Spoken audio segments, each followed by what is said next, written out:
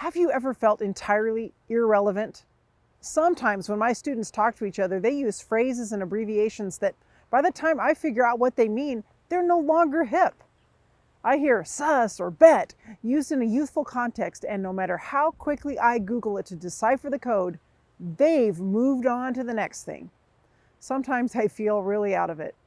However, I'm not ready to join the get off my lawn generation just quite yet. So how can I fight it? Let's talk to some people who can help us stay relevant, ways to keep us current and provide new information. Today on Hometown.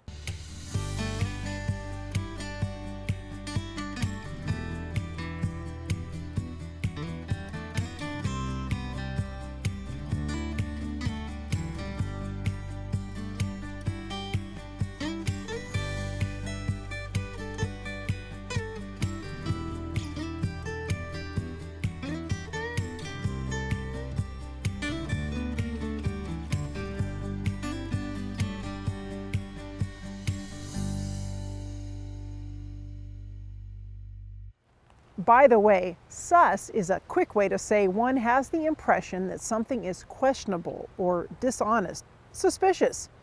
And bet is an expression that means I agree or good news. These terms are part of 2023's most common slang list, so they're probably already out of style. Truth is, these terms probably won't begin to litter my speech, but it does feel good knowing I can still learn the code, even if I don't use it. That's one of the things that can help us stay young. According to Dr. Michelle Ross, 5 activities can help us feel younger. Go somewhere new, learn something new, spend time with children, stay active, and take care of yourself. Today we will concentrate on 2 of those, learning something new and spending time with children, which is often the same thing. Let's explore staying forever young, an essential ingredient in the remarkable story of us. So everybody needs a friend, correct? Absolutely. Well, and that's what we're talking here today on Hometown. Scott Kasenga, welcome to Hometown. Thank you. And Andreas Beccai, it's great to have you here as well. Thank you. So Scott, tell us, what is this? Why should people be involved? And tell us the importance of having a friend. Well, I'll start with the last one. The importance with having a friend is that you feel connected. So the Friends was started in 1999 by 12 local people where they just felt the young people needed a little extra support. We are not trying to replace the caregivers that this friend has. We're just trying to give them an extra person. That's where the title came from. It's not mentoring, it's friends, because you come alongside your friend and you help support them through their daily life.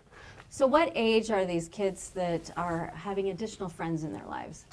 The age starts from anywhere from kindergarten to 5th grade is our ABC program, which is adult befriending children. And so we really focus on that one-on-one volunteer mentors at that time. So we get a good, about 40% of our mentors come from the community. And we get the other 60% from higher education, from either Walla Walla University or Whitman College. So, Andreas, tell us what your role is here.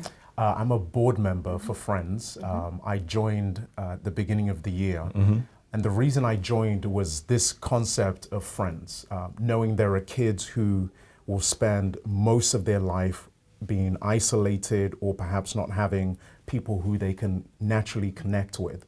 So being a stepping stone to be able to connect them with other people, sit with them when they have lunch, and just be a supportive person was really something that was inspiring for me. So I decided to join as a board member to help that happen. And then I also became a friend myself, meeting with a student once a week. So I just love this idea because have you both had mentors in your life? Yes, yeah. And it's been important, hasn't it? It has. In fact, I think of a time in my life, I was not 5th or 6th grade, but I was a little older. It was the year before I went to university. And it was probably, I can't even remember how long ago that was. I'm not that old, Julie, but it was a while ago. And my late father had just passed, and so my ability to focus at school and make decisions as I was trying to transition from secondary school to university was hindered. And I actually had some people who came and helped me when I was just going through a very difficult time. And they would often just be there to take me out for lunch or just to sit and listen to me. Right? They weren't giving me advice. There wasn't a curriculum. I wasn't filling out forms. It wasn't counseling, but they were just good friends, older people. They just showed up. And they were really instrumental in my life so I could move from one difficult season of my life to another. And I think this is the beauty of friends. You don't have to be, you know, educated, although friends will give training, right? You don't have to, you know, be Albert Einstein smart, although friends won't say you're too smart. You just want to, if you care enough to just be a friend and to turn up and to listen and to play with and just to be a presence, it makes a huge difference in the lives of the kids, and it did for me. Yeah, Scott, how about you? For me, it was Reverend Pastor Garvey.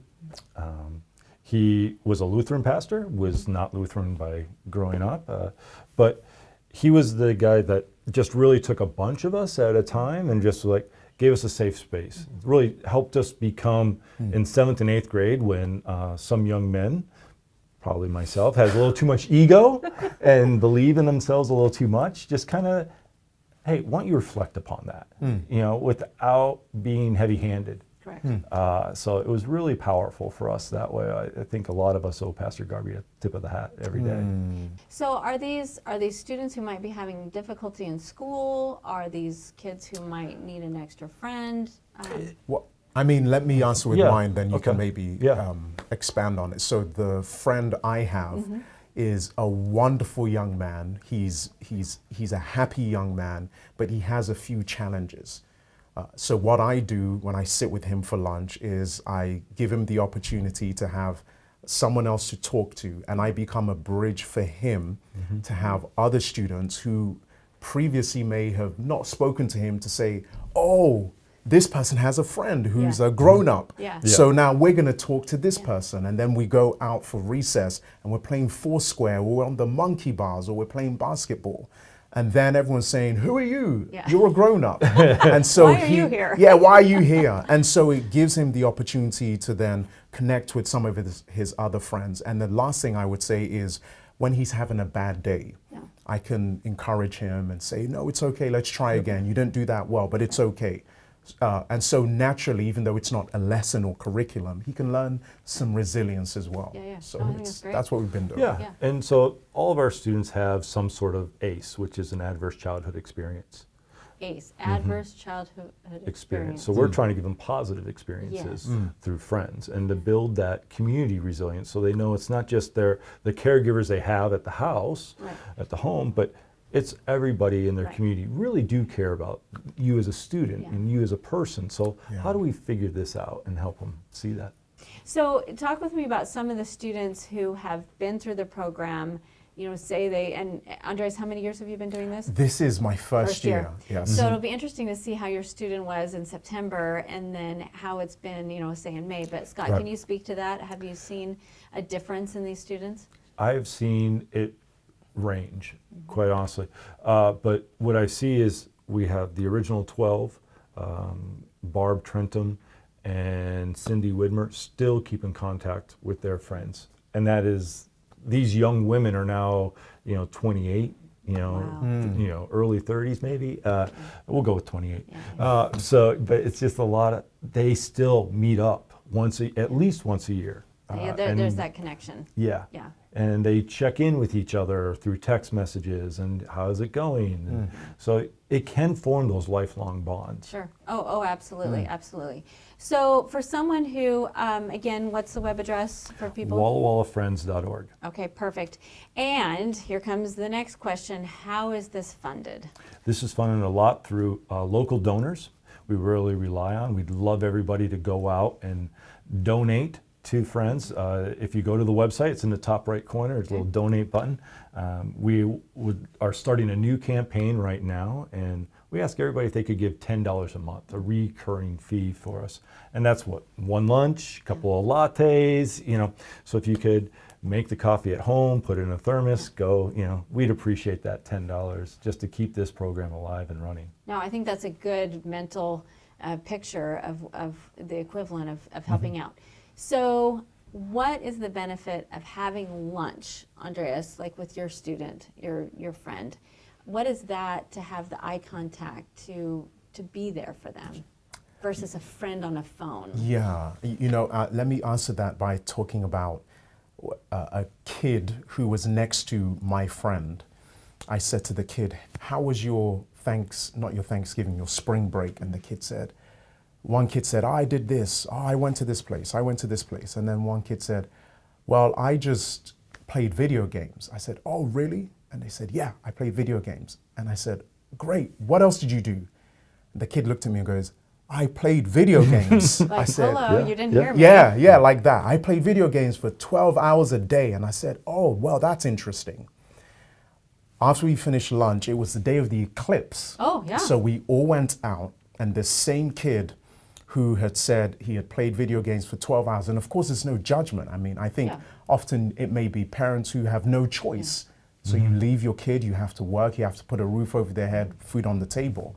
But I watched as just one kid had the eclipse sunglasses, and we all took turns looking through it, and kids who had never spoken to each other, and I knew that because they said, what's your name, what's your name, what's your name, came and shared because they were not in front of a screen, but we were looking at something together. Right. And I think that moment for me was actually one of the best because again, I'm the grown-up, but I'm not the expert, I'm not teaching them anything.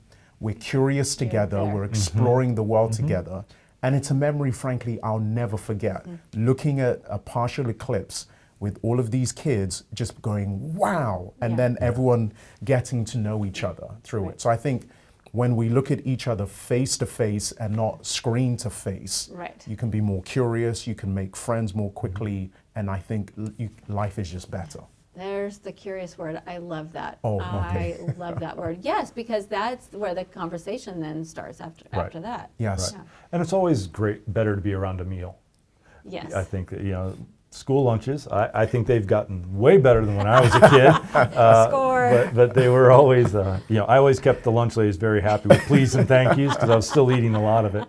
But I think it's always good to be around a meal. Right. You do some action, some play. Right. But for some of our mentors, our friends, they have a harder time with that, but we find them the right student. Right. So if you feel like you can't go out and play Foursquare or that, it's okay.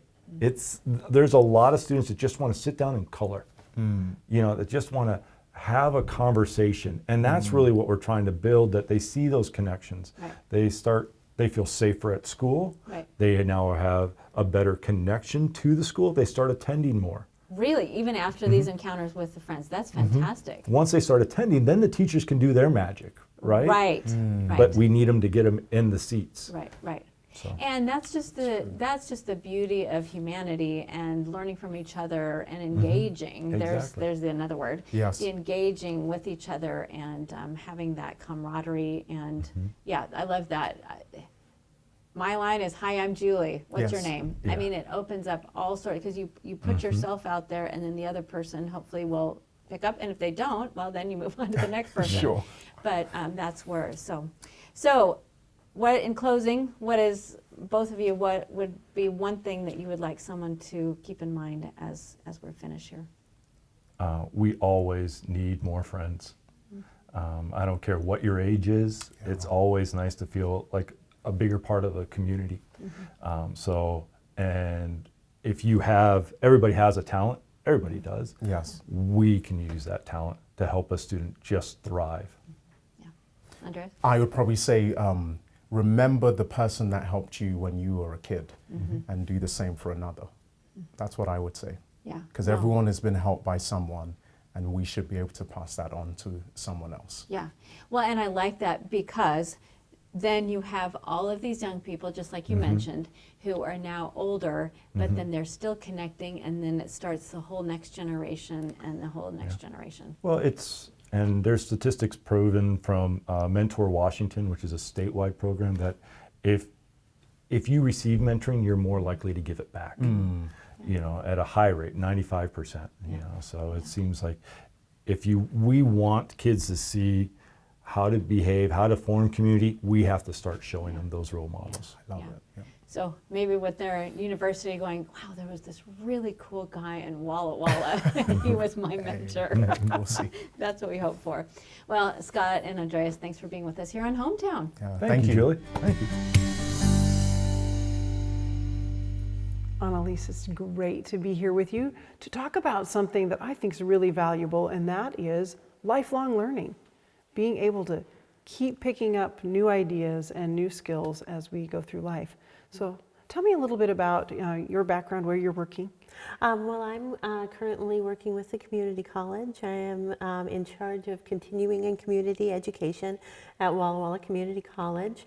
And basically what our programming does there, the continuing part of that, is where we help new or mid-level professionals skill up. Yes. And continue that, that pathway.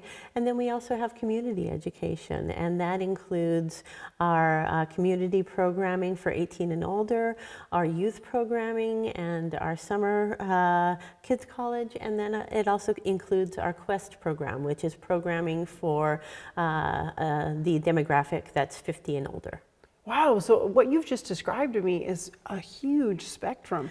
I mean, children to almost retire age or getting there? We have one of our Quest members that is 101 years old. Oh, I love it. So, I mean, a wide swath. I feel like saying it's possible one of the reasons this person is 101 is because maybe they've been invested in always learning, growing, keeping their life interesting. I think you're right. I mean, as we age, we move through life and we first, second, third, fourth, and fifth act. And then I think so many of the participants in the program really not only value the program and participate, but also see that evolution as acts and being able to keep your mind fresh and really be integrated and a part of a community really, I think, adds to that.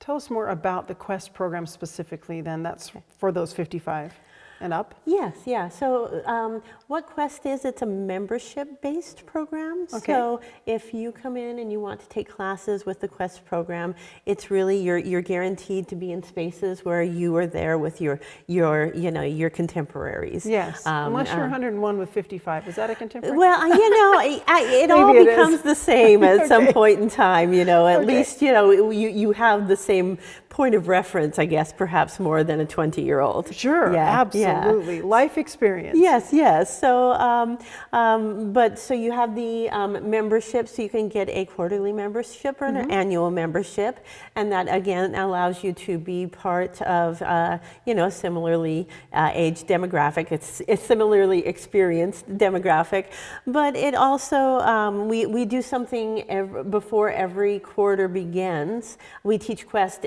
every quarter except the summer quarter. Okay. But we have the Quest Social, and that's where people come in, and people can come in and even bring a friend, and we provide, we do a big catered sort of lunch. We have beverages, and all of the instructors that have the time available, they attend as well, and they sit there and talk and present. That's really nice. Yeah, they present what they're going to be teaching, and that way, not only can the Quest membership register, they can also see if they want to be in the classes. So it's a preview, really. Right, of, exactly. Of the opportunities you have for learning. Yeah. So what are some of the types of classes that you could expect to have offered in the Quest program? I think the really interesting thing, and I say this because I'm in touch with a lot of my peer institutions in the state, and the lovely thing about what we're able to offer, it's really kind of more varied and esoteric, if you will, than other areas, because I think it's, because not only do we have the CC, but we also have Whitman College and we have Walla Walla University, and so that really has kind of fed into the type of programming that we're able to offer. So we have content that's, purely arts. We have classes that are movie classes. We have yoga. So we have, we had classes on the Roberts Court. We had a class of from an author that is taught about the American internment and Japanese internment camps. We even have a class that's coming up that is actually taught by a real live Vegas showgirl from the 1970s. So it's really quite wonderful. It's Very a little broad. bit, Some history, some social stuff, some arts. Yeah, all together. Yeah. Options. Yes, for yes. people. And I think it's really, I think I could confidently say it's something for everybody. You can really find something for everyone. Even with some of the programming, the active programming, we really try very hard to balance something more active with something that perhaps somebody that might not be as active, but still being able to go out on a Saturday hike and having it be a flat space so somebody in that particular demographic can still participate and have that, that community. Sure, that's great. And you also mentioned kids, like children and college. What was the name of it again? Kids College. Kids College, yeah. What's that like? What is it? Kids College has been around for a while, but it hasn't been offered since 2019. Okay. And one of the impetuses in my applying and accepting this role was to bring it back because I have young children and I have a middle schooler, and there's really not a lot out there for that particular 9 to 13-year-old demographic to do in the summertime. And the softening of one's brain during the summer, is a real thing. Yeah, that happens. Yeah, and so I just wanted to be able to, instead of complaining about those omissions, I wanted to be part of bringing them back. So we we're going to start registration on the 15th of this month, 15th of April, and we have 3 programs that we're teaching. It's in the afternoons for a week. Our first program is we're calling it Crafted Arts. So it's a baking class, a comic book drawing creation class, and a welding class.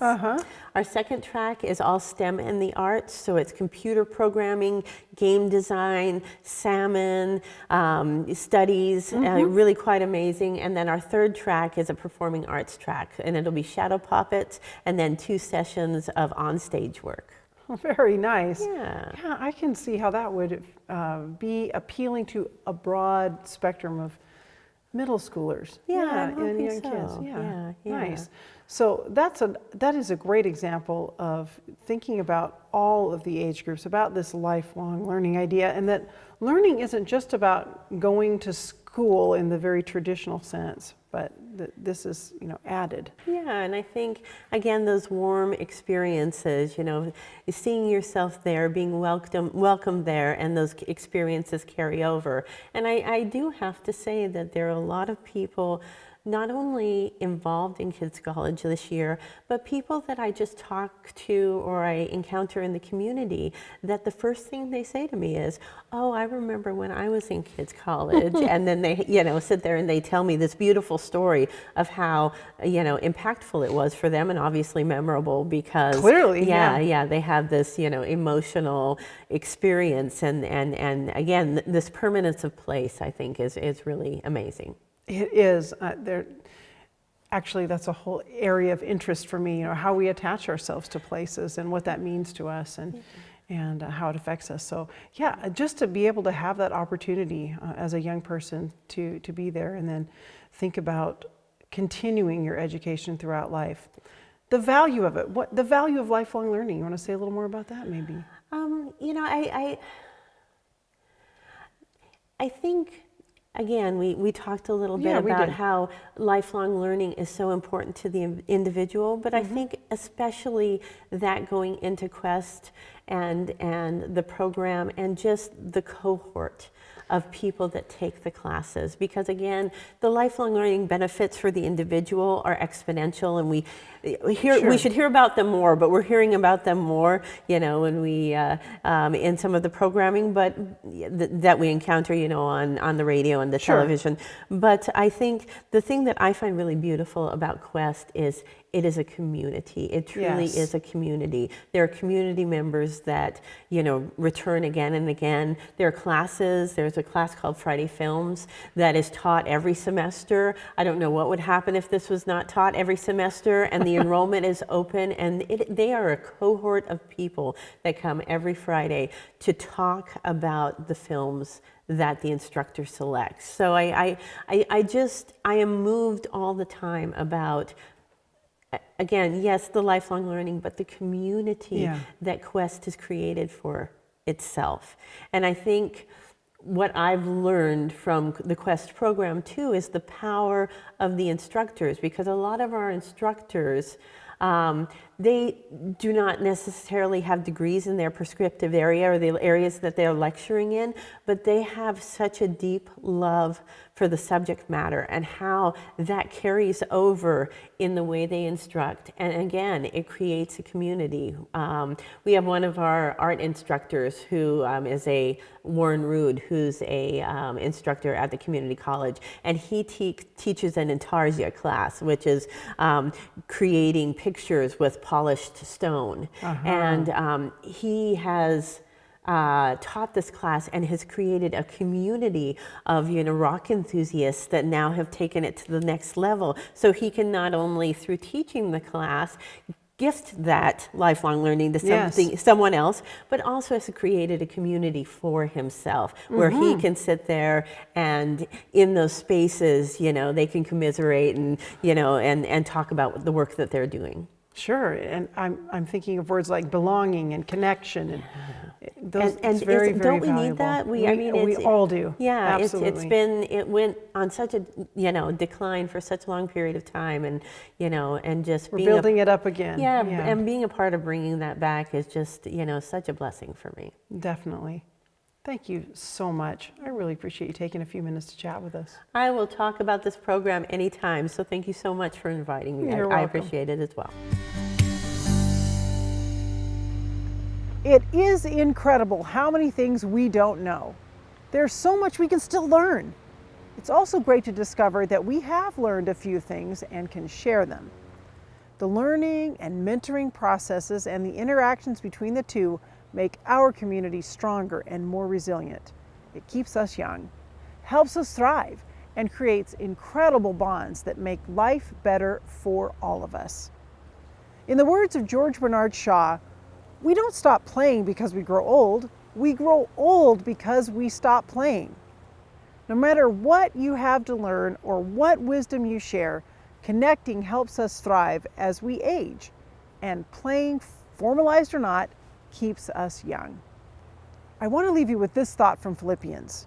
And I am certain that God, who began the good work within you, will continue his work until it is finally finished on the day Christ Jesus returns. All I can say to that is,